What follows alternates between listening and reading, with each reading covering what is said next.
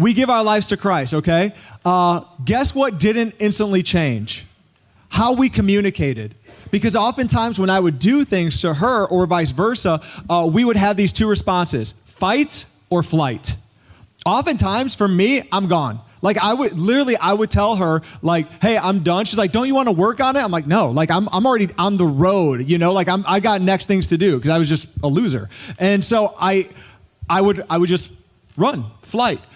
She would want to fight. Obviously, she threw a phone at my face. And so for us, we didn't know when we actually gave our lives to Christ how to have healthy relationships. And so for you guys, we want to teach you this. When we give our lives to Christ, when you get freedom, when you get deliverance, when you join a small group, when you're going through these experiences with God, you automatically just don't have a new mindset. Like the Bible talks about, we were talking about this earlier with Eric, that we need to take our thoughts captive. That means I got some work to do. Because let me tell you another story. When Christy and I were younger, and we were at a bar, and we were partying, okay? I know, y'all are learning a lot about Pastor Joe today. I have a past. So we were partying, obviously at a bar and stuff, and she wanted to she wanted to dance with another dude. And she's like, oh yeah, Joe doesn't get jealous, it's fine. Just, we can dance together and stuff.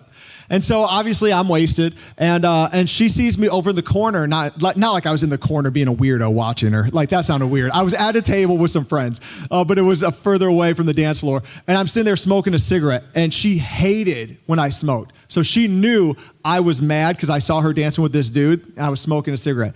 So anyways, this guy goes outside, and I go outside, and I end up punching this guy, knocking him out.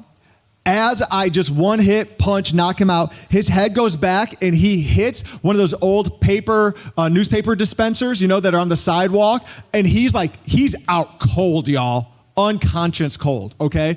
And, again, I was stupid, prideful, idiotic. And so the bouncer comes out, he's like, who did this? And, I'm like, and one of my friends like, don't say anything. I'm like, me.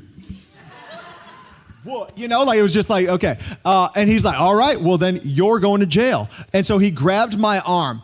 And the reason I'm bringing this up is that we have to take our thoughts captive. This bouncer grabbed me and I knew, I ain't getting away from this boy. He's huge. Like he is strong. I feel it. Like he took this guy captive like that. Now here's what I know also. I was paying attention because I wasn't going to jail that day, okay? Because I had some weed in my pocket too. I know, and this was Michigan before it was legal, right? Okay, so it's illegal. I'm at a bar. I just knocked somebody out. So as soon as this bouncer, left up a little bit on my arm, I took off running. I ran so fast, I ran out of my shoes. I'm not even kidding. And so I knew this bouncer too, that he was bigger. And so I could outrun him with endurance, So I didn't just sprint to my car. I ran around a building, actually a couple of buildings, to get to my cars because I knew I'd lose him.